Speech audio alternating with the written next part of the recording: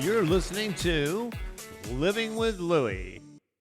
Welcome to this edition of Living with Louie. In this edition, I'd like to have Abbie my daughter, share her story So, and share a little bit about um, how our lives have changed and how things are different. This may get a little emotional, but it'll be okay. we have a little bit of an unconventional relationship. So, dad is actually technically my stepdad. Who? I didn't step on anything. No, you didn't. Um, but so we met when I was 15, actually Christmas Day when I was 15. Do you remember what I told you? Yes, that you weren't there to replace my dad, Right. my biological father, as we refer to him now. Right. I also told you that I would always be there for you no matter what. And you've stuck by that. And then you tossed Hershey Kisses to me behind mom's back. I did what? No. Yeah, no, that's why I don't get you Hershey Kisses for Christmas or anything like that. No, and then you give me all these pooping toys, but that's all right. Yeah, I do that too. Um, but we got along quickly. It was funny. I was actually talking to somebody the other day that not too long after you and mom had gotten together, started dating, and I knew and everything that somebody had asked mom how we got along. And somebody, I've never forgot this. And mom said, "Oh, they get along great. They fight all the time." And the person looked at him like, "What? What? Okay. Yep. That sounds great." Well, that's where parenting comes in, and I mean, we did argue, and there were times that we didn't see eye to eye, but I Yeah. think that you always knew that I had your best interests at heart. Oh, definitely. Um, yeah, we had the normal, typical parent and teen struggles. Well, that's because I never got to put you in frilly lace and that kind of thing. I, But that's kn- all right. You solved that. I knew you were going to bring that up. Yeah, well, um, but yeah, I solved that because I had a little girl, that's right. who was about to be 3. Yeah, and she's a spitfire to say the least.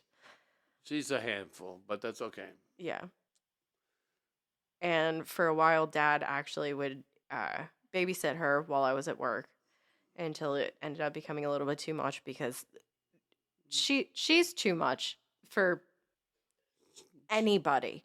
She's a handful, and when I can't, I just, it broke my heart.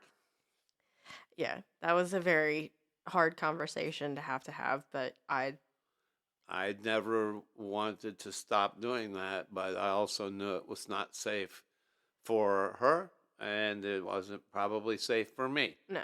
And so, unfortunately, that we had to make a change. Yep. But she said she loves Pappy. Pappy's her favorite. I don't know about her favorite. I think her daddy's her favorite, but I might be a close second. Yeah, most of the time you ain't outrank mom. Yeah, well, Um, it has probably nothing to do with I spoil her. mm, yeah, no, not at all. You don't run off in Walmart and then come back with a bingo plushie that talks.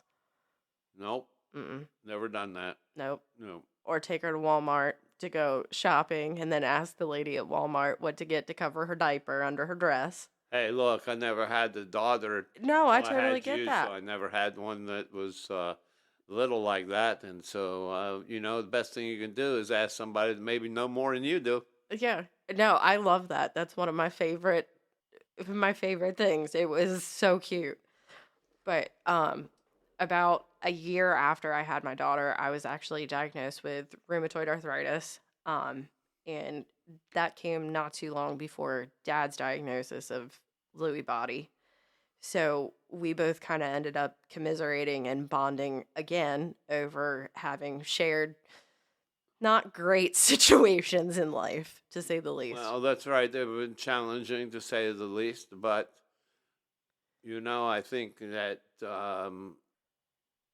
if I don't teach you anything, I'd like to teach you that you can overcome these things and still have some purpose Yeah.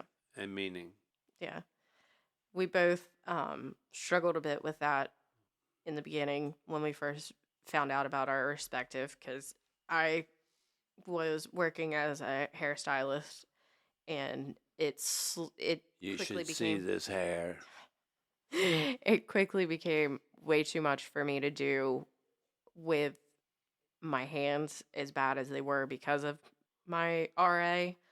Um, and then Dad and I I remember us having a lot of conversations about bonding over, my hands don't work today. Well, neither do mine. No, that's one thing. The dexterity is in my fingers. I know the dexterity in your hands that has suffered, and that's a very hard thing to deal with because you're used to doing so many things, and Yeah. you just quickly get reminded of the things you can't do, and that's no fun. But Yeah. But I still remember the first day I knew something wasn't right. Ellie was like 6 weeks old, and all of a sudden I woke up and I could barely pick her up. I couldn't, both my hands just decided to not work, and super painful. And then just got, oh, it's carpal tunnel. You just had a baby. You're a hairstylist. And I was like, well, that makes sense. And ended up going to somebody and found out it wasn't carpal tunnel, and then randomly had other things swell, and then got the test and found out it was rheumatoid. And we both kind of bonded over having to give up things that we loved doing. well, you give up things and you find new things. I think that you can have a purpose with, and hence this podcast for me. I know, and I know that you've wanted to do this as well.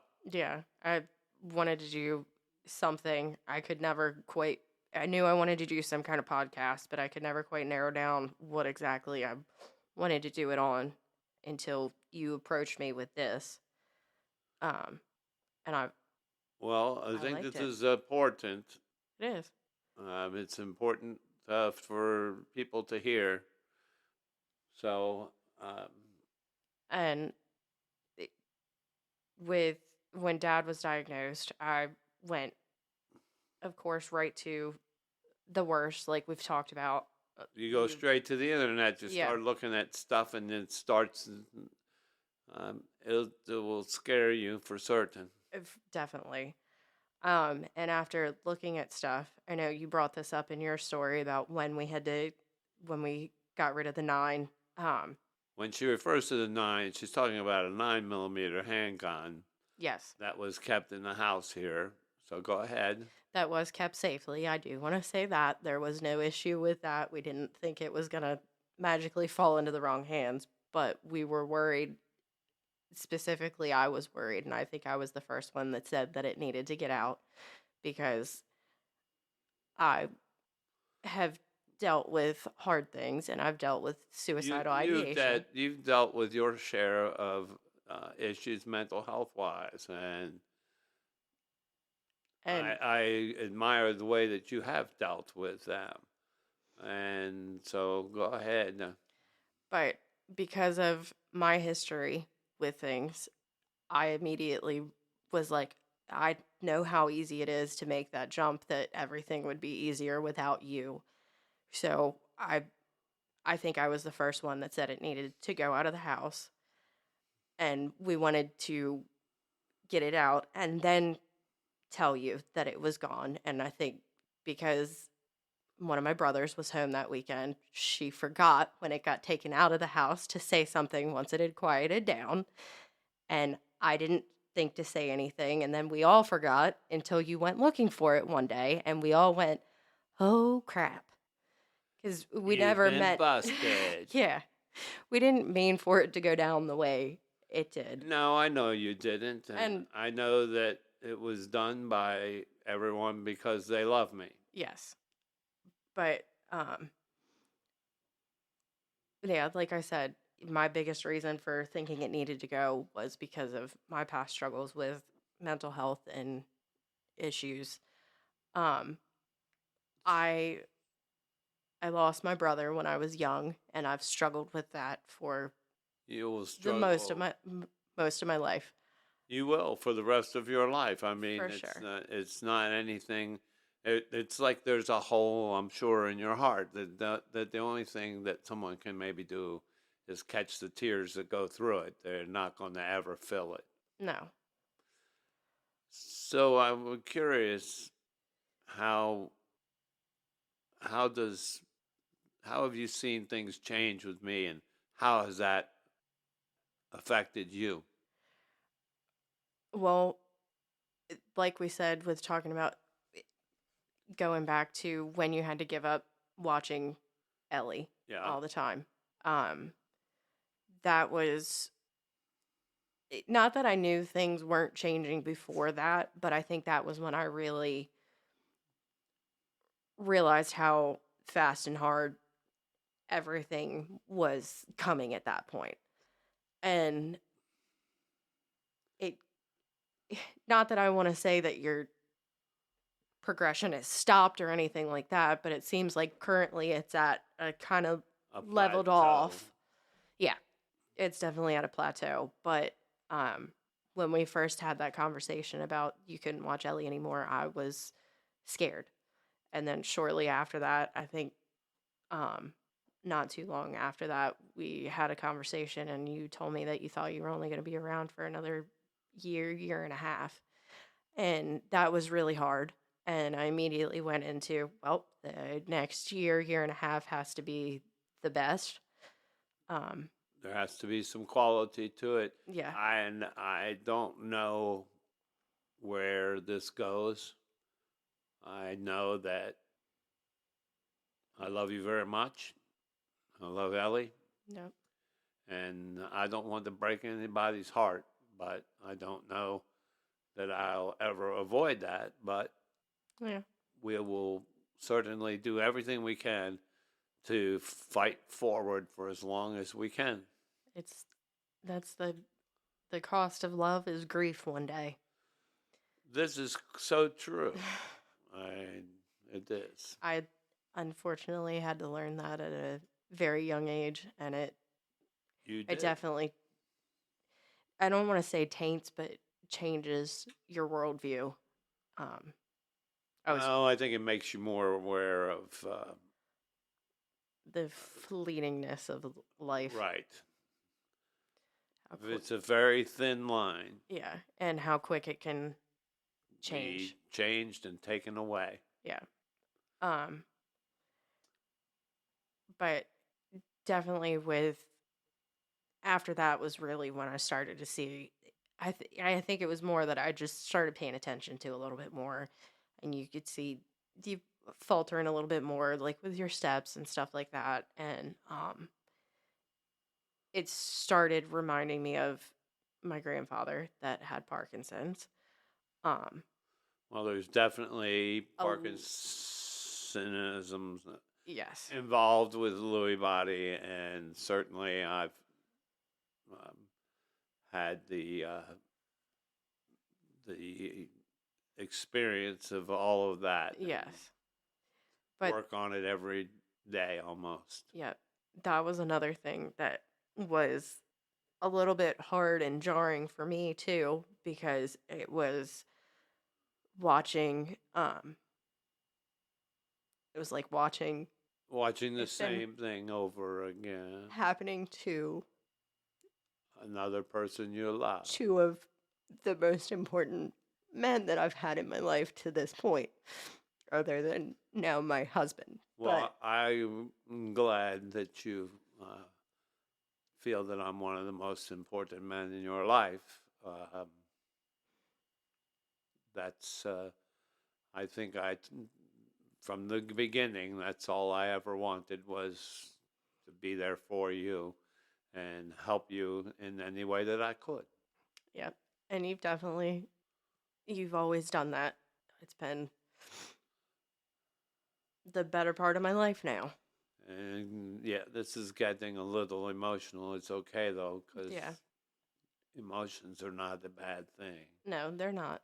They're not necessarily something to run from. They're not, but it's also not easy to share, but No. it's okay. We will continue to share because we feel that's the important piece. Yeah. I know we've talked a lot about sharing your story, and I, one of the biggest reasons that I've always been very like a proponent of sharing your story is you never know who it's going to end up touching to be able to possibly save somebody or change their life. At If it changes one person's outlook, if it helps one person, it's worth everything that we've done, everything we're doing. Yeah. And I mean, right now, it just is amazing to me how far reaching this has become. Yeah. But it's a good thing. It definitely is. We were um talking about how far it seems like it's reached just in the short amount of time that we've been going, which is great. Um, Stories to get it out to people. One of the best and worst things about the internet is all the information and the people that you can access, and we want to be a more positive spot for information and people. I think what we want to do is share that there's hope after the diagnosis. There's hope to be able to still have an impact, a positive impact on uh, other people. There's always hope to have a positive impact until you're no longer here. Well, I'm not anxious for that, but But so that is my story, and my biggest reason for wanting to go through with doing this with my dad is to share a story and hopefully help people. well, that's also mine. But I also want the world to know that I love you very much, Abbie, I love you very much too, Dad. and I am very glad that you have decided to do this with me to help me as I struggle to get some of these things out. But I appreciate the fact that you wanted to help and wanted to be involved in this project. Well, when you lose the words, I certainly have 97 to replace the one that you can't think of. Well, there's one thing you've never been short of is things to say. That's for sure. All right, that's been Abbie's story and how it's impacting, how things are impacting her, and kind of a backstory on on our lives together. And we just want to hope that we can be a positive voice for people that are living with Louis. Thank you for all your support so far. Yes, the support has been magnificent, and we would definitely like to thank everyone who shares it. And because the more we share it, the more people it's going to get to, the more people we're going to touch, and that's just a wonderful thing. Yeah. We'd like to thank you for joining us for this edition of Living with Louie.